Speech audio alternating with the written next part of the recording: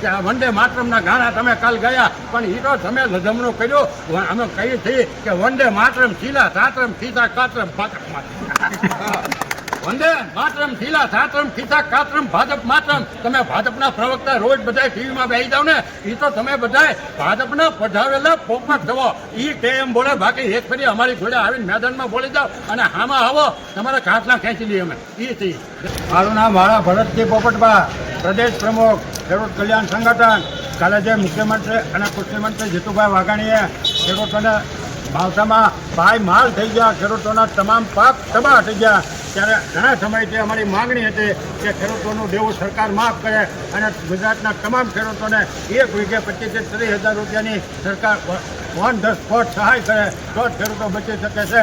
પણ મુખ્યમંત્રીએ કાલ લોલીપોપ આપ્યો અને ખેડૂતોને ચોકલેટ ચકાડી દીધી. ખાલી 10,000 કરોડ રૂપિયાનું પેકેજ આપ્યું અને એને એ ઐતિહાસિક પેકેજ ગણાવે છે, પણ આ ઐતિહાસિક પેકેજ નથી. આ તો ખેડૂતોને ફીસ ભેગા કરી દેવાનું અને ખેડૂતોનો આક્રોશ પારખે અને મુખ્યમંત્રીએ બટકું પગાવ્યું અને કૃષિમંત્રીએ બટકું પગાવ્યું અને અમે સખત શબ્દોમાં વખોડી કાઢીએ છીએ. અને જ્યારે તમામ ચેનલોએ મને પૂછ્યું હતું કે આ નવું મંત્રીમંડળ જો અને એમાં જીતુભાઈ વાઘાણીને નવા કૃષિમંત્રી તરીકે નિમણૂક થઈ, એમાં ભરતજી તમારું શું કહેવાનું છે? એટલે ત્યારે જ મેં કહી દીધું હતું કે આ નવા કૃષિમંત્રી છે એ સરકારે બકરું કાઢી લીધું અને ઊંટિયું ભરાવી દીધું. આ અત્યારે સાબિત થઈ ગયું કે કૃષિમંત્રીએ અમને લોલીપોપ આપી છે. કૃષિમંત્રીના તાલુકામાં શિહોરની અંદર જ 2 દિવસ પહેલાં એક ખેડૂતે ખેતી પાક નિષ્ફળ થયો એટલે જીતુભાઈ વાઘાણીના ગામની બાજુમાં જ ખેડૂતોએ આપઘાત કર્યો. એવી જ રીતે તે 2-5 દિવસ પહેલાં દ્વારકા જિલ્લાના ભાણવડ તાલુકાના ખેડૂતે આપઘાત કર્યો. એવી જ રીતે ઉના તાલુકાના ખેડૂતોએ અત્યારે અમારા 3 ખેડૂતો તો એનો પરિવાર છોડી અને પોતાની આજીવિકા કેમ નિભાવી એ હાથોથી આપઘાત કરી દીધો. અને સરકાર અત્યારે અમે એટલે જ કહીએ છીએ કે આવા ખેડૂતો મોતને ઘાટ ઉતરતા હોય, ખેડૂતો પાયમાલ થઈ ગયા હોય, ત્યારે આ ભૂપેન્દ્રભાઈની સરકાર અને જીતુભાઈ વાઘાણીની સરકાર છે એ નેપોલિયનવાળી કરી કે રોમ ભડકે બળે અને નેપોલિયન દારૂ પીવે.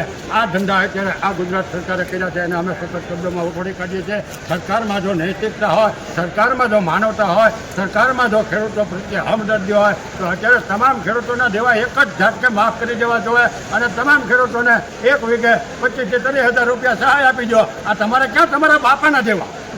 મારું કહેવાનો મતલબ એ છે, આ કાંઈ ભૂપેન્દ્રભાઈને કે જીતુભાઈ વાઘાણીને કાંઈ ખેતી કરી કે હળ હાકીને પૈસા નથી દેવાના. અમારા ખેડૂતોના પૈસા, અમારા ખેડૂતોના ટેક્સના પૈસા તમે 50-50 લાખને અને કરોડ રૂપિયાના બંગલામાં ફરો છો, એ ખેડૂતોની દેન છે. તમારા છોકરા જો દૂધ પીતા હોય તો એ અમારા ખેડૂતોના પૈસાથી તમે પીવો છો અને તમે અત્યારે ખેડૂતોને છેતરા, પણ એનો બદલો તમને આવનારી ચૂંટણીમાં દેજો. આ તો ખેડૂતો એવા કહેવાય.